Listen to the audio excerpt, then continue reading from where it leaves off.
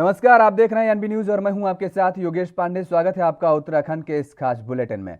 उत्तराखंड के मुख्यमंत्री पुष्कर सिंह धामी अपने 2 दिवसीय दौरे के दौरान आज सुबह अपने निजी आवास नगला तराई खटीमा में आम जनता की जन समस्याएं सुनी और इसके बाद सीएम ने फाइबर कंपनी के परिसर में पहुंचकर दीप प्रज्वलित करते हुए बूथ कार्यक्रम शुरू किया। अपने संबोधन में मुख्यमंत्री ने कहा कि प्रदेश के समग्र विकास के लिए राज्य सरकार अनेक कदम उठा रही है, सभी वर्गों को ध्यान में रखते हुए कार्य भी किए जा रहे हैं। उन्होंने कहा कि प्रधानमंत्री नरेंद्र मोदी के नेतृत्व में केंद्र सरकार का राज्य को पूरा सहयोग मिल रहा है और इस दौरान मुख्यमंत्री ने प्रदेश में स्वास्थ्य सुविधाओं को मजबूत करने पर भी जोर दिया है।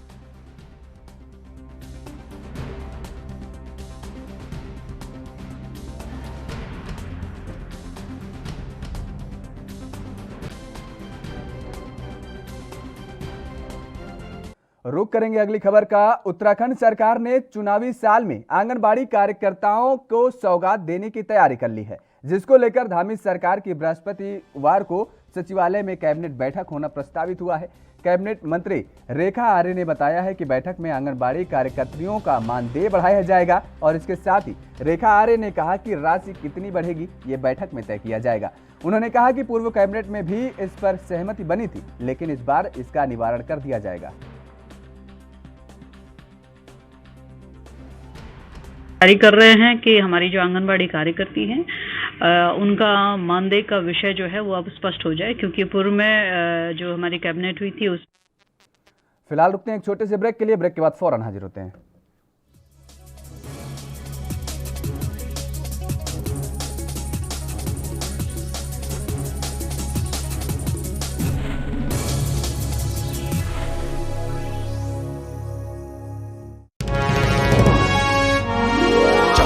विकास में अग्रसर सरकार, जनगण मन के हुए सपने अब साकार।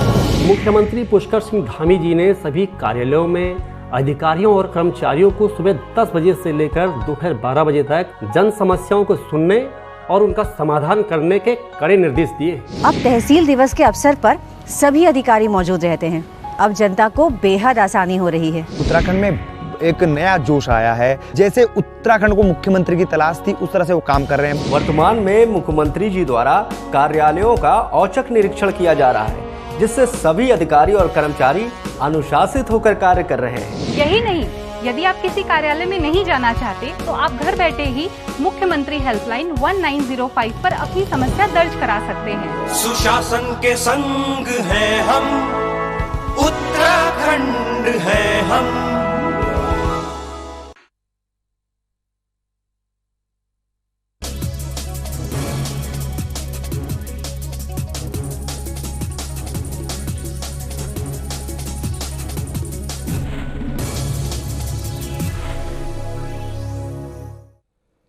और ब्रेक के बाद एक बार फिर आप सभी का स्वागत है। खबरों में आगे बढ़ेंगे। उत्तराखंड में लगातार हो रही बारिश, प्राकृतिक आपदा और सरकार की विफलताओं के विरोध में कांग्रेस ने सांकेतिक धरने का आयोजन किया है। यह धरना गुरुवार को सुबह 11:30 बजे कांग्रेस द्वारा सचिवालय गेट के बाहर दिया जाएगा और इस धरने का नेतृत्व कांग्रेस प्रदेश अध्यक्ष गणेश गोदियाल और पूर्व सीएम हरीश रावत करेंगे।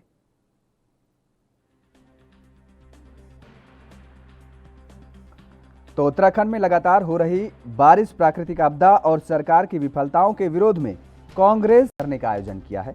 यह धरना गुरुवार को सुबह 11:30 बजे कांग्रेस द्वारा सचिवालय गेट के बाहर दिया जाएगा।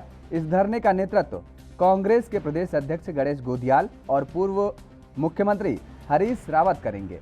तो सचिवालय गेट के बाहर धरना प्रदर्शन किया जाएगा। कांग्रेस के कार्यकर्ता बड़ी तादाद में इकट्ठा होंगे और यहां पर सरकार की विफलताओं को बताया जाएगा और सरकार की विफलताओं को लेकर के यह धरना प्रदर्शन होगा।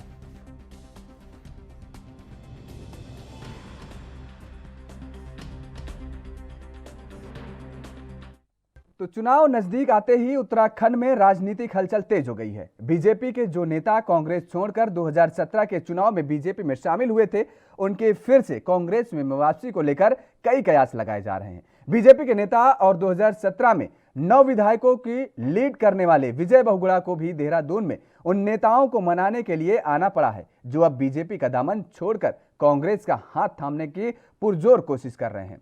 उन नेताओं की क्या मंशा है, इन्हीं सब बातों को लेकर पूर्व मुख्यमंत्री और बीजेपी नेता विजय बहुगुणा से खास बातचीत की एआरबी न्यूज संवाददाता हरीश खनेरा ने। कि क्या कुछ उन्होंने कहा, आपको सुनाते हैं।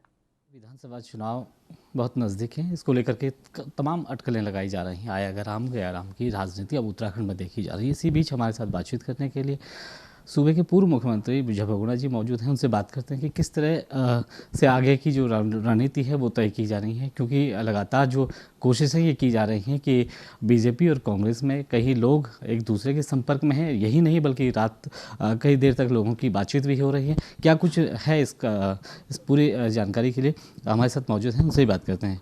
बहुगुणा जी, किस तरह से देखते हैं आप विधानसभा है, चुनाव होने हैं 2022 में, और इस बीच जो लोग हैं वो आपस में मुलाकात कर रहे हैं, बैठकें चल रही हैं, तो क्या ये माना जा रहा है कि अब कुछ जो लोग कांग्रेस छोड़ करके बीजेपी में शामिल हुए थे अब वो वापस कांग्रेस में जाने वाले हैं? इस वक्त तो सबसे बड़ी जो चर्चा है वो हमारे अमित शाह जी का दौरा है, देहरादून आ रहे हैं और उनकी जनसभा है, इसलिए हम सब पहले उनके कार्यक्रम को सफल बनाने का प्रयास कर रहे हैं और इसलिए हम लोग मिल भी रहे हैं। पार्टी संगठन के मंत्री से बात हुई थी, मैं पार्टी कार्यालय में भी गया था, बंशीधर भगत जी से बात हुई। जो हम 9 साथी कांग्रेस से अलग हुए थे उसमें यशपाल आर्या नहीं थे। जिन राजनीतिक परिस्थितियों की वजह से हमने पार्टी छोड़ी, वो राजनीतिक परिस्थितियों में कोई भी परिवर्तन नहीं हुआ है। मोदी जी का नेतृत्व राष्ट्र के लिए आवश्यक है। प्रदेश का विकास केंद्र की सरकार के तालमेल के साथ है। केंद्र के साथ टकराव से हमारा विकास संभव नहीं है। हरीश रावत जी एक गुट के नेता हैं, सबको साथ लेने में अगर वो सफल होते तो आज पंजाब में कांग्रेस नहीं टूटती और उत्तराखंड में हमारे नरेंद्र तिवारी जैसे और हम लोग जैसे लोग पार्टी छोड़ के नहीं जाते। जो हमारे साथी हैं उनके जो भी इश्यूज़ हैं वो जनहित के हैं, कोई व्यक्तिगत नहीं है। और वो जो जनहित के मुद्दे होते हैं वो इसलिए थोड़ा सा चिंतित होते हैं क्योंकि अब 4 महीने में चुनाव होने वाला है। मेरी मुख्यमंत्री के साथ बैठक है और निश्चित तौर पर जो इश्यूज़ हैं वो सॉल्व हो जाएंगे और हम सब एकजुट होकर के यहाँ पे इलेक्शन में लड़ाएंगे। विजय बहुगुणा जी, आपसे एक सवाल ये है कि जिस तरह से 2017 के चुनाव में एक बड़ी भूमिका आपने निभाई थी और आपके जो साथी हैं और आपने बताया कि 9 विधायक आपके साथ थे, वो अब बीजेपी में शामिल हुए हैं, लेकिन आपको उस तर्ज पे कोई दर्जा नहीं मिल पाया, तो ये लगाया जा रहा है कि कहीं ये तो नहीं कि विजय बहुगुणा जी नाराज़ हैं बीजेपी से? विजय बहुगुणा जी बहुत संतुष्ट हैं और बहुत सम्मान विजय बहुगुणा जी पा चुके हैं। अभी भी राष्ट्रीय कार्यकारिणी में मुझे मनोनीत किया गया है, यहाँ कैंपेन कमेटी में हूँ। मैं उत्तराखंड के विकास को भारतीय जनता पार्टी और मोदी जी के साथ देखता हूँ और इस प्रदेश से मेरे पिताजी का बड़ा भावनात्मक लगाव रहा, मेरा लगाव है और निश्चित तौर पे जनता के सामने सही दृष्टिकोण रखना ये मेरा दायित्व है और मुझे पूर्ण विश्वास है कि यहाँ के लोग भारतीय जनता पार्टी का साथ देंगे और यहाँ हमारी सरकार बनेगी। चुनाव वर्ष है, कुछ लोग आएंगे कुछ लोग जाएंगे, लेकिन जो जन भावना है, जो वातावरण है वो भारतीय जनता पार्टी के पक्ष में है। जिस तरह से जो विधायक हैं उमेश शर्मा का, उनकी भी लगातार मुलाकात हुई है और हरक सिंह रावत भी लगातार मुलाकात कर रहे हैं। देखो ऐसा है ना, जैसे मैंने आपसे कहा कि व्यक्तिगत हित या व्यक्तिगत महत्वाकांक्षाएं नहीं है, प्रदेश की चिंता और अपने विधानसभा की चिंता है। हर आदमी चाहता है कि जो काम होने पूरे हो जाए, जो उसने वायदे किए थे पूरे हो जाए। और मैंने सबसे मिला हूँ, सबसे वार्ता करी है, सबको, हम लोग राजनीतिक लोग हैं और मैं आपसे विद ऑल कॉन्फिडेंस कह सकता हूँ कि सब साथ हैं, कोई गुट नहीं है, कोई प्रेशर नहीं हम लोग का है, क्योंकि हम लोग सब भारतीय जनता पार्टी में विलीन हो चुके हैं और पार्टी के निर्देश पर एक अनुशासन में रह करके यहाँ पे चुनाव लड़ाया जाएगा।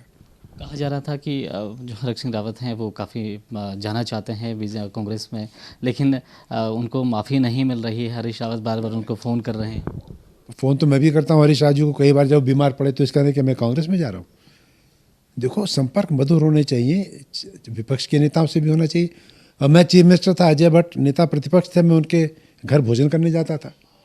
तो ये मैंने इसको reading too much beyond the lines है।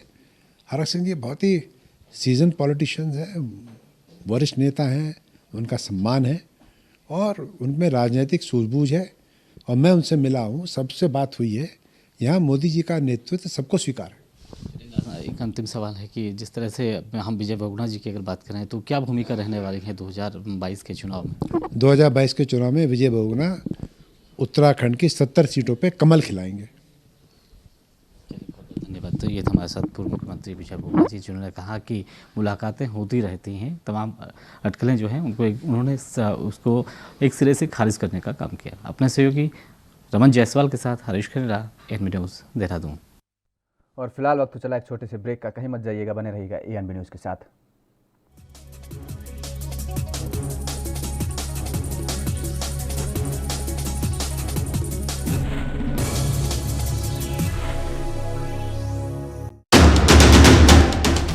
राष्ट्र धर्म,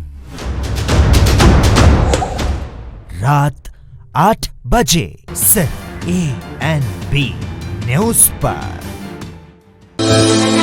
हर आम ਅਤੇ ਖਾਸ ਵਿਅਕਤੀ ਦਾ ਸੁਪਨਾ ਹੁੰਦਾ ਹੈ ਕਿ ਉਸ ਦਾ ਆਪਣਾ ਇੱਕ ਘਰ ਹੋਵੇ ਅਤੇ ਇਹ ਸੁਪਨਾ ਪੂਰਾ ਕਰਨ ਵਿੱਚ ਮੁੱਖ ਮੰਤਰੀ ਚਰਨਜੀਤ ਸਿੰਘ ਚੰਨੀ ਦੀ ਅਗਵਾਈ ਵਾਲੀ ਪੰਜਾਬ ਸਰਕਾਰ ਨੇ ਲੋਕਾਂ ਦਾ ਸਾਥ ਦਿੱਤਾ ਹੈ। ਮੇਰਾ ਘਰ ਮੇਰੇ ਨਾਮ ਸਕੀਮ ਤਹਿਤ ਪਿੰਡਾਂ ਦੇ ਨਾਲ-ਨਾਲ ਹੁਣ ਸ਼ਹਿਰਾਂ ਵਿੱਚ ਵੀ ਲਾਲ ਲਕੀਰ ਅੰਦਰ ਪੈਂਦੇ ਘਰਾਂ ਦੇ ਮਾਲਕਾਨਾ ਹੱਕ ਦਿੱਤੇ ਜਾਣਗੇ। ਇਹਨਾਂ ਘਰਾਂ ਦੀ ਡਿਜੀਟਲ ਮੈਪਿੰਗ ਮਾਲ ਵਿਭਾਗ ਦੁਆਰਾ ਕੀਤੀ ਜਾਵੇਗੀ। ਇਸ ਦੇ ਨਾਲ ਹੀ ਸੂਬਾ ਸਰਕਾਰ ਵੱਲੋਂ ਪ੍ਰਵਾਸੀ ਭਾਰਤੀਆਂ ਦਾ ਖਾਸ ਧਿਆਨ ਰੱਖਦੇ ਹੋਏ ਉਹਨਾਂ ਦੀ ਜਾਇਦਾਦ ਦੀ ਸੁਰੱਖਿਆ ਲਈ ਨਵਾਂ ਕਾਨੂੰਨ ਲਿਆਂਦਾ ਜਾਵੇਗਾ। हर परिवार का सुपना साकार करती पंजाब सरकार।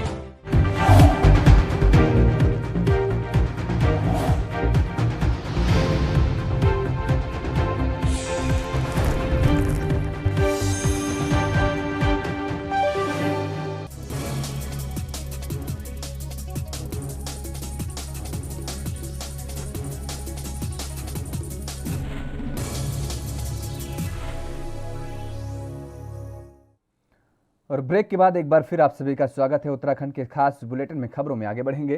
केंद्र सरकार द्वारा दिव्यांग बच्चों के लिए चलाई जा रही समग्र शिक्षा अभियान योजना के तहत ग्राम नमूना स्थित बीआरसी सभागार में दिव्यांग परीक्षण शिविर का आयोजन किया गया। शिविर का शुभारंभ बीजेपी के प्रदेश प्रवक्ता राजेश कुमार ने मां सरस्वती के चित्र के सम्मुख दीप प्रज्वलित कर किया है। इस दौरान दिव्यांग बच्चों को ट्राईसाइकिल वितरित की गई। वहीं शिविर में कानपुर से आई अलीम कोर्ट की टीम ने दिव्यांग बच्चों के चिन्हित किया। इस दौरान उपखंड शिक्षा अधिकारी प्रेमा बिष्ट ने बताया कि शिविर में 18 बच्चों का परीक्षण किया गया है। इसके साथ ही 34 बच्चों का पंजीकरण समाज कल्याण विभाग द्वारा किया गया है। इसके साथ ही उन्होंने बताया कि 31 पात्र बच्चों का नामांकन सरकार द्वारा दिव्यांगों को दी जाने वाली बस पास और पेंशन जैसी विभिन्न योजनाओं का लाभ देने के लिए किया गया है। उन्होंने यह भी बताया कि शिविर के दौरान 7 दिव्यांग बच्चों को प्रमाण पत्र जारी किए गए हैं और 5 बच्चों को जांच के लिए हल्द्वानी भेजा गया है।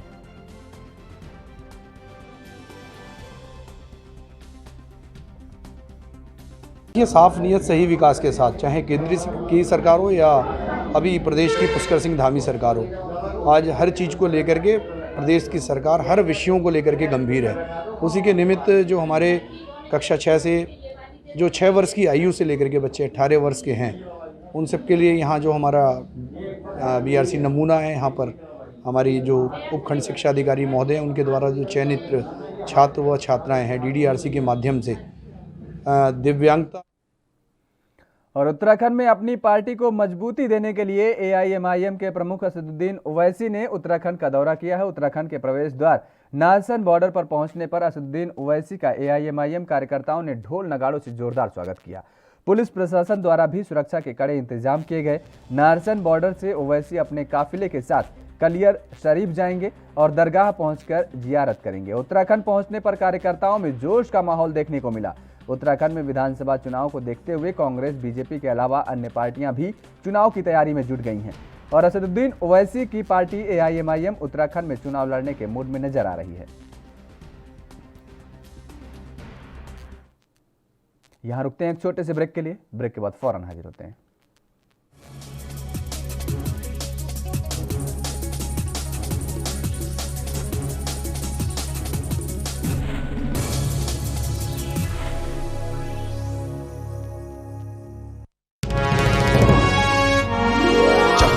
विकास में अग्रसर सरकार, जनगण मन के हुए सपने अब साकार। मुख्यमंत्री पुष्कर सिंह धामी जी ने सभी कार्यालयों में अधिकारियों और कर्मचारियों को सुबह 10 बजे से लेकर दोपहर 12 बजे तक जन समस्याओं को सुनने और उनका समाधान करने के कड़े निर्देश दिए। अब तहसील दिवस के अवसर पर सभी अधिकारी मौजूद रहते हैं। अब जनता को बेहद आसानी हो रही है। उत्तराखंड में एक नया जोश आया है। जैसे उत्तराखंड को मुख्यमंत्री की तलाश थी, उस तरह से वो काम कर रहे हैं। वर्तमान में मुख्यमंत्री जी द्वारा कार्यालयों का औचक निरीक्षण किया जा रहा है, जिससे सभी अधिकारी और कर्मचारी अनुशासित होकर कार्य कर रहे हैं। यही नहीं, यदि आप किसी कार्यालय में नहीं जाना चाहते तो आप घर बैठे ही मुख्यमंत्री हेल्पलाइन 1905 पर अपनी समस्या दर्ज करा सकते हैं। सुशासन के संग हैं हम, उत्तराखंड है हम।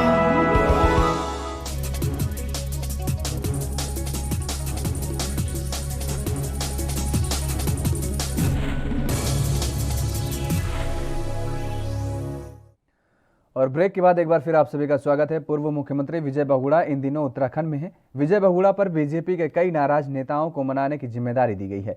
देहरादून में विजय बहुगुणा ने पूर्व सीएम हरीश रावत पर जमकर निशाना साधा, तो वहीं हरीश रावत ने भी अब विजय बहुगुणा पर कई तीखे हमले बोले हैं। पूर्व मुख्यमंत्री विजय बहुगुणा पूर्व मुख्यमंत्री हरीश रावत पर हमला हुए, तो वहीं हरीश रावत ने अब विजय बहुगुणा पर कटाक्ष किया है। उन्होंने कहा है कि विजय बहुगुणा का कांग्रेस में दर्द केवल एक था कि उनको राज्यसभा नहीं भेजा गया, उन्हें तो बीजेपी ने भी राज्यसभा नहीं भेजा। ऐसे में लगता है कि विजय बहुगुणा भाजपा से राज्यसभा न भेजे जाने के मुद्दे पर आप में एंट्री तो नहीं करने वाले।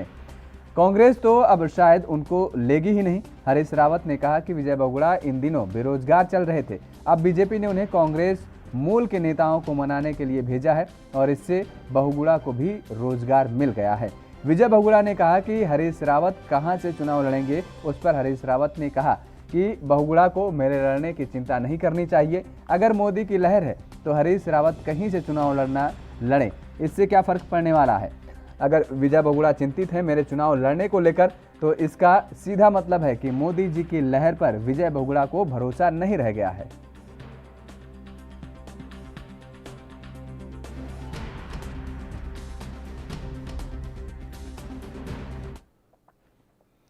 सीमांत खटीमा के राजकीय पूर्व माध्यमिक विद्यालय खिलड़िया के परिसर में जिला विधिक सेवा प्राधिकरण के तत्वाधान में एक विधिक साक्षरता और जागरूकता शिविर का आयोजन किया गया। शिविर का अध्यक्षता विद्यालय के प्रधानाध्यापक जगदीश कनौजिया ने की। शिविर में पैनल अधिवक्ता स्नेह प्रभा, पीएलवी नरेश चंद्र तिवारी और विमल कुमार ने सरकार की कई योजनाओं, महिला अत्याचार, बढ़ते हुए नशे की लत, बाल विवाह, विधवा विवाह और यातायात के नियमों के बारे में जानकारी देकर ग्रामीणों को जागरूक किया। वहीं पैनल में विधिक सहायता और सेवा योजनाओं का निःशुल्क लाभ लेने हेतु ग्रामीणों को प्रेरित किया गया। इसके साथ ही सरकार द्वारा जारी सहायतार्थ टोल फ्री नंबरों की भी जानकारी दी गई। वहीं पैनल की अधिवक्ता स्नेह प्रभा ने बताया कि विधिक शिविर के माध्यम से गरीब मजदूर लोगों को उनके संवैधानिक अधिकारों के बारे में जानकारी दी जाती है और महिलाओं पर होने वाले अत्याचार के निवारण, समाज में बढ़ते हुए नशे के कारोबार, यातायात के नियमों का पालन और बाल विवाह के प्रति लोगों को जागरूक और सचेत किया जाता है।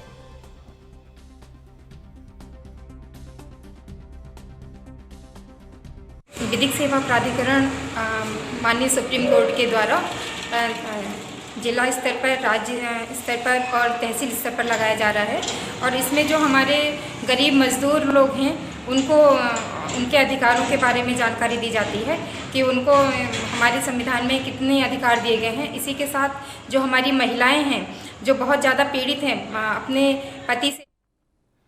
और उत्तराखंड के इस खास बुलेटिन में फिलहाल मेरे साथ इतना ही। देश और दुनिया की तमाम खबरों के लिए आप बने रहिए ANB न्यूज़ के साथ।